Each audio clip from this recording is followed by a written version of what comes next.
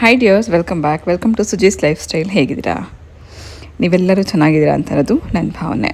ಕೆಲವು ದಿನದ ಹಿಂದೆ ಸ್ಟವ್ನ ರಿಪೇರಿಗೆ ಕಳಿಸಿದ್ದೆ, ಹಾಗೆ ಸರ್ವಿಸಿಂಗ್ ಕೂಡ ಮಾಡೋಕ್ಕಿತ್ತು. ಕ್ಲೀನಿಂಗ್ ಸರ್ವಿಸಿಂಗ್ ಎಲ್ಲ ಆದಮೇಲೆ ಮತ್ತೆ ತೊಗೊಂಬಂದು ಅದನ್ನ ಫಿಕ್ಸ್ ಮಾಡ್ತಿದ್ದಾರೆ. At the same time chimney ಕೂಡ ತುಂಬ ಶಬ್ದ ಬರ್ತಾಯಿತ್ತು. ತುಂಬ ದಿನದ ಹಿಂದೆ ಪಕ್ಷಿಗಳೆಲ್ಲ ಇದರೊಳಗಡೆ ಕಸ ಎಲ್ಲ ಹಾಕಿ, ಕಡ್ಡಿ ಎಲ್ಲ ಹಾಕಿ, ಅದರಲ್ಲಿ ಮೊಟ್ಟೆ ಇಟ್ಟು ಮರಿ ಮಾಡಿ ತುಂಬ ಜೋರು ಶಬ್ದ ಬರ್ತಾಯಿತ್ತು. ಹಾಗಾಗಿ ಅದನ್ನು ಸ್ವಲ್ಪ ಕ್ಲೀನ್ ಮಾಡಿಸೋಣ ಅಂತ ಹೇಳಿ ಇದನ್ನು ಸರ್ವಿಸಿಂಗ್ ಕಳಿಸ್ತಾ ಇದ್ದೀನಿ. ಸೊ ಸರ್ವಿಸಿಂಗ್ ಅಂದರೆ ಅದರೊಳಗಡೆ ಏನು ಶಬ್ದ ಬರ್ತದೆ ಅದನ್ನೆಲ್ಲ ಚೆಕ್ ಮಾಡಿ, ಮೋಟ್ರ್ ಚೆಕ್ ಮಾಡಿ ಮತ್ತೆ ಅದನ್ನು ತೊಗೊಂಬಂದು ಕ್ಲೀನ್ ಮಾಡ್ಕೊಂಡು ಬಂದು ಫಿಕ್ಸ್ ಮಾಡ್ತಾರೆ. ಇದಕ್ಕೆ ಸುಮಾರು 2 ದಿನ 3 ದಿನ ಟೈಮ್ ಹಿಡಿಯಿತು. ಸ್ಟವ್ ತೊಗೊಂಡು ಹೋಗೋದಕ್ಕೂ ಕೂಡ ತೊಗೊಂಡು ಹೋಗಿ ಒಂದಿನ ಫುಲ್ ನಾವು ಎಲೆಕ್ಟ್ರಿಕ್ ಸ್ಟವೆಲ್ಲ ಕೆಲಸ ಮಾಡ್ಕೋತಾ ಇದ್ವಿ. ಈಗ ಚಿಮ್ನಿನೂ ತೊಗೊಂಡು ಹೋಗಿ ಒಂದಿನ ಎಲ್ಲ ಪೂರ್ತಿ ಅದು ಸರ್ವಿಸಿಂಗ್ ಎಲ್ಲ ಆದಮೇಲೆ, ಕ್ಲೀನಿಂಗ್ ಎಲ್ಲ ಆದಮೇಲೆ ತೊಗೊಂಬಂದು ಮತ್ತೆ ಫಿಕ್ಸ್ ಮಾಡ್ತೀವಿ ಅಂತ ಹೇಳಿದ್ದಾರೆ. ಏನು ತಂದಿರಮ್ಮ? Sugar free kaju katli, best ಕೊಂಡು ಶುಗರ್ ಫ್ರೀ ತೊಗೊಂಬಂದ್ವಿ. ಮಫಿನ್ ಒಳಗಡೆ ನುಗ್ಬಿಟ್ಟಿದೆ. ಬಟ್ ಟೇಸ್ಟ್ ನೋಡಬೇಕು, ಟೇಸ್ಟ್ ನೋಡಿ ನೋಡೋಣ ಹೇಗಿರುತ್ತೆ. ನೋಡು ದಪ್ಪ, ಎಷ್ಟು ದಪ್ಪ ಇದೆ ನೋಡು. ಶುಗರ್ ಫ್ರೀ ಸ್ವಲ್ಪ ಲೈಟಾಗಿ ಸ್ವೀಟ್ ಇದೆ. ಇದನ್ನು ಕಾಜು, ಮಸಾಲ ಕಾಜು, ಪೆಪ್ಪರ್ ಸಾಲ್ಟ್ ಕಾಜು. ಇಲ್ಲೇ ಮಫಿನ ಇದ್ರ ಮೇಲೆ ನಿಂತ್ಕೊಂಡು ಬಿಟ್ಟಿದ್ದಾನೆ. ಏನಿ ಇದಕ್ಕೂ ಬಾಕ್ಸ್ ಸಿಂಗಲ್ ಪೇನಿನ ಅದು? ಸಿಂಗಲ್ ಪೇನಿ. ಇದ್ರ ಜೊತೆ ಇದು ಬಾದಾಮ್ ಪೌಡರ್ ಫ್ರೀ. ಅದಕ್ಕೆ ಹಾಲು ಹಾಕೊಂಡು ತಿನ್ನೋದು, ಬಿಸಿ ಹಾಲು ಹಾಕೊಂಡು. ಎಷ್ಟು ಚೆನ್ನಾಗಿರುತ್ತೆ ಗೊತ್ತಾ? ಅಲ್ಲೂ ಸಿಗುತ್ತೆ. ಟ್ರೈ ಮಾಡಿದ್ಯಾ? ಎಸ್. ಹೌದಾ? ಚೆನ್ನಾಗಿರುತ್ತೆ. ಇದು ಎಲ್ಲಿ ತೊಗೊಂಬಂದಿದ್ದು? ಅಗರ್ವಾಲ್ ಭವನ್. ಒಂದು 500 ಗ್ರಾಮ್ ಮಫಿನ್. ಇಲ್ಲ, ಈಗ ಅವನು ತೊಗೊಂಬಂದಾಗ 300 ಗ್ರಾಮ್ ಇದ್ದ, ಇವಾಗ 1 kg 1.4 kg.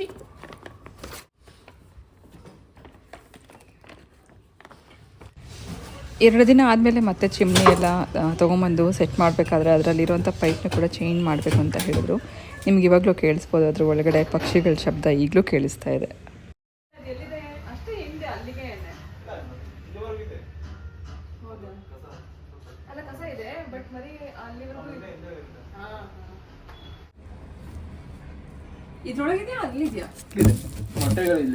ಮೊಟ್ಟೆ ಇದೆ, ಒಂದು ಮರಿ ಆಗಿದೆ ಸರ್. ಮರಿ ಆಗಿದೆ ಒಂದು ಚಿಕ್ಕ ಪುಟಾಣಿ ಥರದ್ದು. ಅಲ್ಲಿಲ್ಲ ಮೇಡಮ್, ಇಲ್ಲಿ ಮಾತ್ರ ಇದೆ ಅಷ್ಟೇ. ಇವಾಗ ಓಪನ್ ಆಗಿದೆ ಅನ್ಸುತ್ತೆ ಅದು ಮೊಟ್ಟೆ. ಅದು 2 ಮೊಟ್ಟೆ ಇದೆ. ಇದೇ ರೀತಿ 3 ಸತಿ ಬ್ಯಾಚ್ ರಿಪೀಟ್ ಆಗಿತ್ತು. ಒಂದು ಸತಿ ಮೊಟ್ಟೆ ಇಡುತ್ತೆ, ಮತ್ತು ಅದು ಹ್ಯಾಚ್ ಆಗುತ್ತೆ, ಅದು ದೊಡ್ಡದಾಗಿ ಅದು ಹಾರ್ಕೊಂಡು ಹೋದ್ಮೇಲೆ ಇನ್ನೊಂದು ಬರ್ಡ್ ಬಂದು ಮತ್ತೆ ಮೊಟ್ಟೆ ಇಡುತ್ತೆ. ಈ ಥರ 3 ಸತಿ ರಿಪೀಟ್ ಆಗಿತ್ತು. ನಾವು ಚಿಮ್ನಿ ಆನ್ ಮಾಡೋಕ್ಕೆ ಹೋಗ್ತಾ ಇರಲಿಲ್ಲ, ಅದ್ರ ಒಳಗಡೆ ಸಣ್ಣ ಮರಿಗಳಿರುತ್ತೆ ಅಂತನೋ ಕಾರಣಕ್ಕೆ. ಸುಮಾರು ತಿಂಗಳ ಮೇಲೆ ಆಯಿತು ಈ ಥರ ಪಕ್ಷಿಗಳು ಮೊಟ್ಟೆ ಇಡೋಕ್ಕೆ ಸ್ಟಾರ್ಟ್ ಮಾಡಿ. ಸೊ ಫೈನಲಿ ಇದನ್ನೆಲ್ಲ ತೆಗೆಸಿ ಪೈಪನ್ನೆಲ್ಲ ಸೇಫಾಗಿ ಒಂದು ಕಡೆಗೆ ಅದನ್ನು ಇಟ್ಟು ನಂತರ ಮತ್ತೆ ಹೊಸ ಪೈಪ್ ಹಾಕಿ ಫಿಕ್ಸ್ ಮಾಡೋಷ್ಟೊತ್ತಿಗೆ ತುಂಬ ದಿನದ ನಂತರ ಈ ಕೆಲಸ ಕ್ಲಿಯರ್ ಆಯಿತು. ತುಂಬ ಸೌಂಡ್ ಬರ್ತಾಯಿತ್ತು ಆನ್ ಮಾಡಿದಾಗೆಲ್ಲ. ಸೊ ಇವಾಗ ಅದು ಕ್ಲಿಯರ್ ಆಗಿದೆ.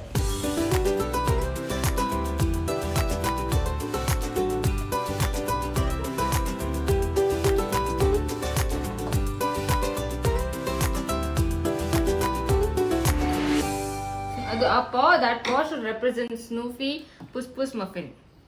ಎಲ್ಲರೂ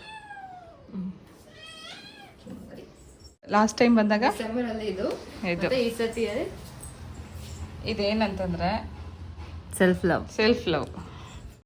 ಇವಾಗ ಇನ್ನೊಂದು ಟ್ಯಾಟೂನಾ? ಇವಾಗ ಇನ್ನೊಂದು ಟ್ಯಾಟೂ ಇಲ್ಲಿ. ಆಮೇಲೆ ಹರ್ಷಿದ್ದು ಫಸ್ಟ್ ಟ್ಯಾಟೂ.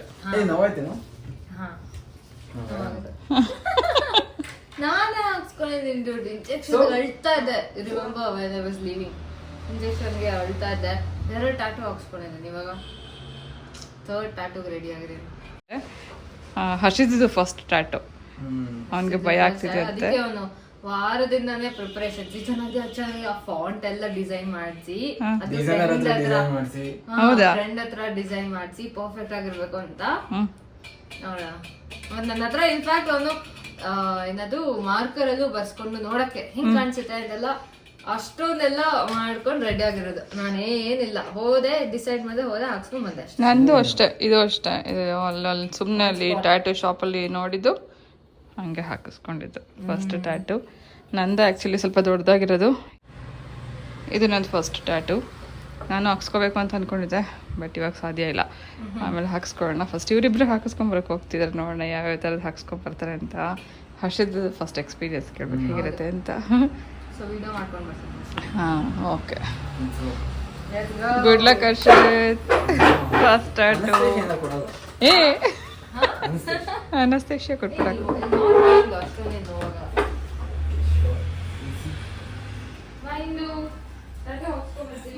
ಬಂದ್ಬಿಟ್ಟು ತೋರಿಸ್ತೀವಿ, ಓಕೆನಾ?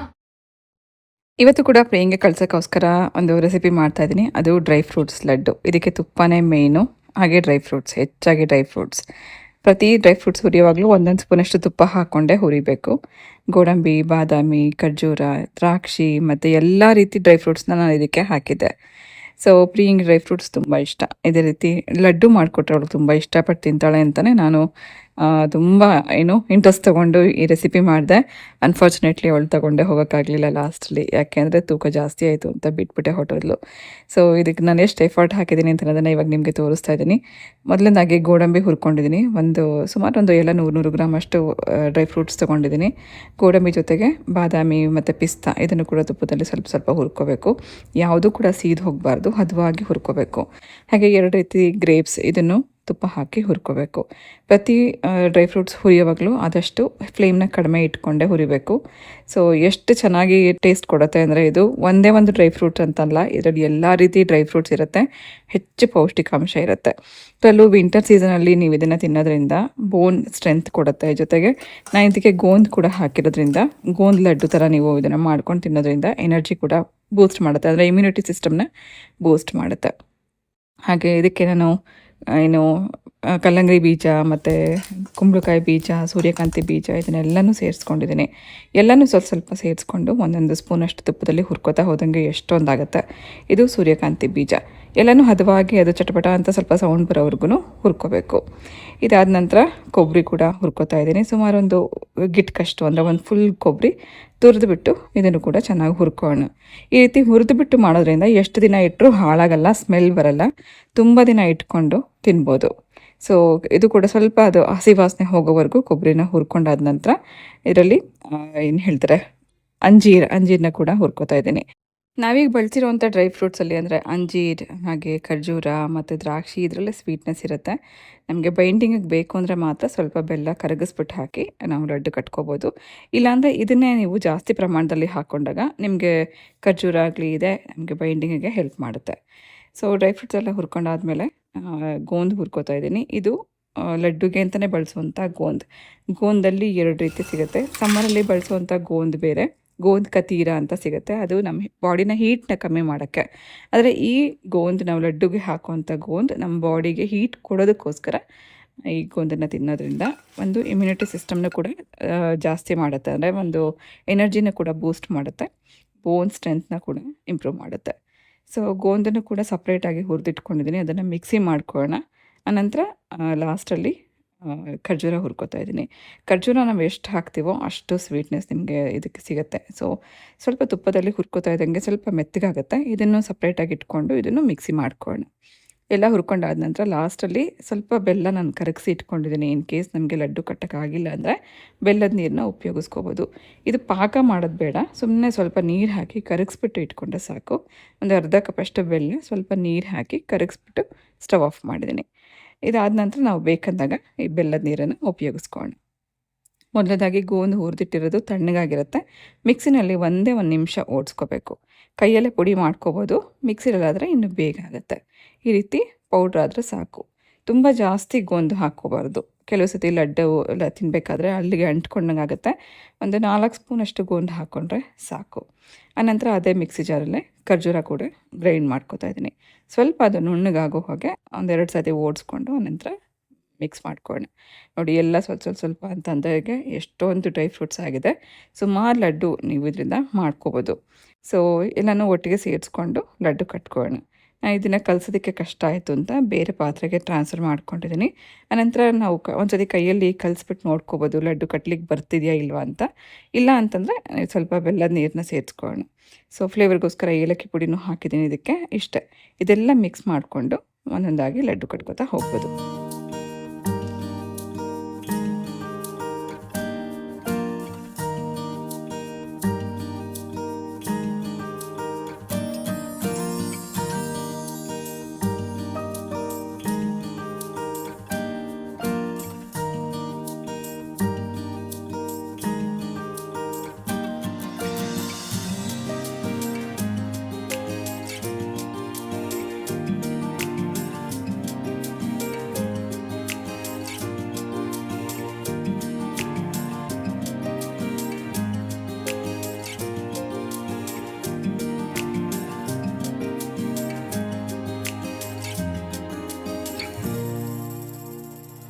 ಹೈಫೈ. ನಿಂದು ಪುಸ್ ಪುಸ್ತು ಅಲ್ಲ ಮಫಿಂದು. ಮಫಿನ್ ಅಂತ ಅಲ್ಲ, ದಟ್ ಪಾ ರೆಪ್ರೆಸೆಂಟ್ಸ್ ಚೆನ್ನಾಗಿದೆ. ಒಂದು ಸೆಕೆಂಡ್ ಇರು ಚಿನಿ. ಮಫಿನ್ ಪುಸ್ ಪುಸ್ ಮತ್ತೆ ಸ್ನೂಪಿ 3 ಜನನು. 3 ಪಾ ಹಾಕ್ಸಕ್ಕಾಗಲ್ವಲ್ಲ, ಅದಕ್ಕೆ ಚೆನ್ನಾಗಿ ಹಾಕಿದ್ದಾರೆ. ಎಷ್ಟು ಚೆನ್ನಾಗಿ ಹಾಕಿದ್ದಾರೆ. ಹೌದು ಆಯಿತು. ಜಸ್ಟ್ ಸ್ಟ್ರೈಟಾಗಿಟ್ಟು ತೋರಿಸು. ಏನಿದು ಹೇಳು, ನಂಗೆ ಅರ್ಥನೇ ಆಗ್ತಿಲ್ಲ ಅದೇನು ಹಾಕ್ಸಿರೋದು ಅಂತ. ಏನು ಹಾಕ್ಸಿರೋದು? ಇನ್ಸ್ಟಿಂಕ್ಟ್. ಹಾಂ, ಇನ್ಸ್ಟಿಂಕ್ಟ್. ಅದ್ರ ಮೀನಿಂಗ್ ಏನು? ಡಿಕ್ಷನರಿ ನೋಡ್ಕೊಳ್ಳಿ. ಹೇಳು. ಡಿಕ್ಷನರಿ ನೋಡ್ಕೊಳ್ಳಿ.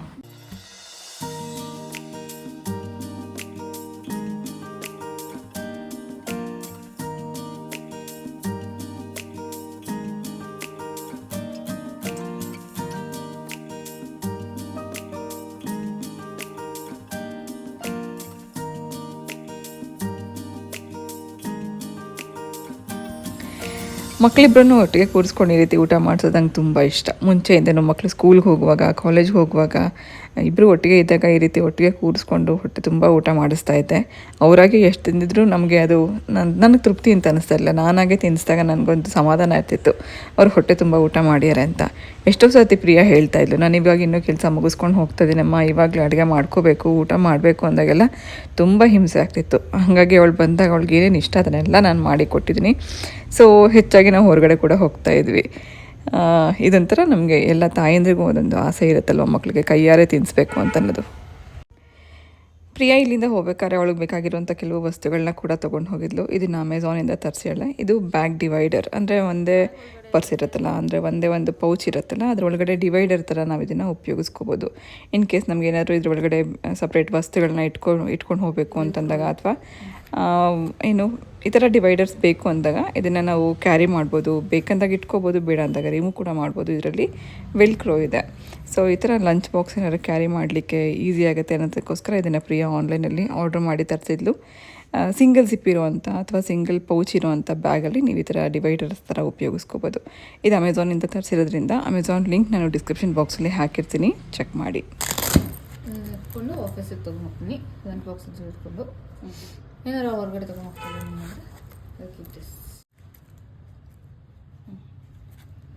ಇದರಲ್ಲಿ 1 2 3 4 5 ಆ್ಯಂಡ್ ಇಲ್ಲೊಂದು ನೈಸ್ ಟ್ಯಾಬ್ ಇಟ್ಕೊಳ್ಳೋಕ್ಕೂ ಈಸಿ ಆಗುತ್ತೆ.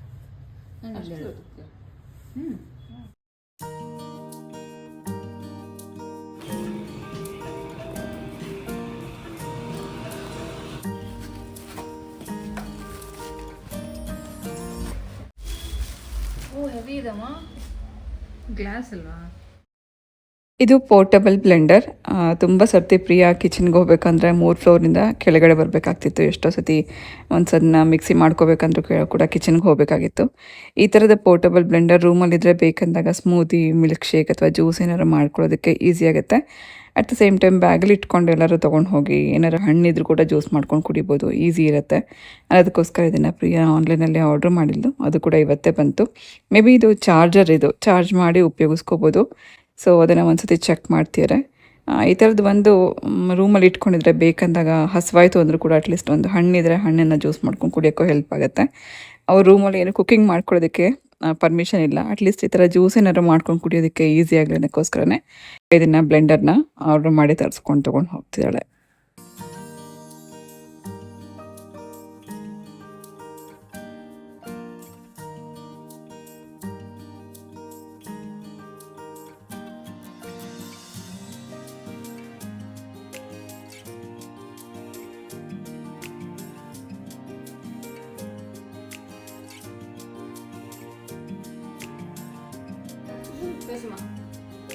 ಏನು ಕಾಪಿ ಮಾಡೋದು ಅಕ್ಕನ?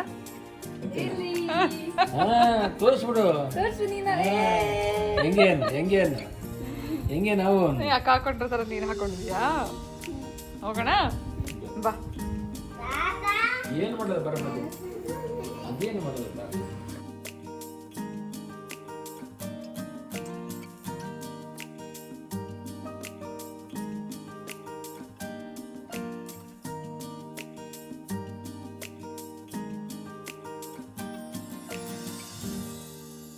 ಪ್ರಿಯಾ ಹೊರಡಕ್ಕೆ ಇನ್ನು ಒಂದಿನ ಮಾತ್ರ ಬಾಕಿ ಇತ್ತು.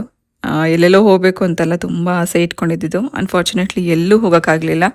ಒಂದು ಕೆಲಸ ಜಾಸ್ತಿ ಇದ್ದಿದ್ದರಿಂದ, ಮತ್ತೊಂದು ಸ್ವಲ್ಪ ಮೈಗೆ ಹುಷಾರಿರಲಿಲ್ಲ, ಪದೇ ಪದೇ ಎಲ್ಲರಿಗೂ ಹುಷಾರು ತಪ್ತಾ ಇತ್ತು. ಹಾಗಾಗಿ ಎಲ್ಲೂ ಹೋಗೋಕ್ಕಾಗಲಿಲ್ಲ. ಅಟ್ಲೀಸ್ಟ್ ಒಂದು ಒಟ್ಟಿಗೆ ಊಟನಾದ್ರು ಮಾಡಬೇಕು ಅಂತ ನಾವು ಉದ್ದೇಶಕ್ಕೋಸ್ಕರ ಇವತ್ತೊಂದು ಡಿನ್ನರ್ಗೋಸ್ಕರನೇ ಹೋಟೆಲಿಗೆ ಬಂದ್ವಿ. ಭಾನುವಾರ ಆಗಿರೋದ್ರಿಂದ ತುಂಬ ರಶ್ ಇತ್ತು. ತುಂಬ ಹೊತ್ತು ವೆಯ್ಟ್ ಮಾಡಿದ ಮೇಲಕ್ಕೆ ನಮಗೂ ಟೇಬಲ್ ಸಿಕ್ತು. ಸೊ ಸಾಕಷ್ಟು ಏನು ಆರ್ಡರ್ಸ್ ನಾವು ಮಾಡಿದ್ವಿ, ವೆರೈಟಿ ಆರ್ಡರ್ಸ್ ಮಾಡಿದ್ವಿ. ಎಲ್ಲನೂ ನಾನಿಲ್ಲಿ ಶೂಟ್ ಮಾಡ್ಲಿಕ್ಕೆ ಸಾಧ್ಯ ಆಗಿಲ್ಲ. ಒಟ್ಟಿಗೆ ಸೇರಿ ಒಂದು ಕಡೆ ಊಟ ಮಾಡಿದಂತೂ ತುಂಬ ಖುಷಿ ಕೊಡ್ತು. ಹಾಗೆ ತಾತ ಮಾಮ ಎಲ್ಲ ಒಂದಿನ ಮುಂಚೆನೇ ಹೊರಟ್ಬಿಡಿ, ನನಗೆ ಲಾಸ್ಟ್ ಮೂಮೆಂಟಲ್ಲಿ ಎಲ್ಲರೂ ಈ ಥರ ಒಟ್ಟಿಗೆ ಇರುವಾಗ ನನಗೆ ಹೋಗ್ಬೇಕಾದ್ರೆ ತುಂಬ ಕಷ್ಟ ಆಗುತ್ತೆ ಅಂತ ಪ್ರಿಯಾ ಹೇಳ್ತಾ ಇದ್ಲು. ಹಾಗಾಗಿ ಅಮ್ಮ ಅಪ್ಪನೂ ನಾಳೆ ಊರಿಗೆ ಹೊರಟ್ಬಿಡ್ತಾರೆ. ಹಾಗಾಗಿ ಅವ್ರನ್ನೆಲ್ಲ ಕರ್ಕೊಂಡು ಊಟಕ್ಕೆ ಇವತ್ತು ಬಂದಿದ್ವಿ. ಊಟ ತುಂಬ ಚೆನ್ನಾಗಿತ್ತು. ಎಲ್ಲರೂ ಒಟ್ಟಿಗೆ ಈ ಥರ ಟೈಮ್ ಸ್ಪೆಂಡ್ ಮಾಡಿದ್ದು ಕೂಡ ತುಂಬ ಖುಷಿ ಕೊಡ್ತು.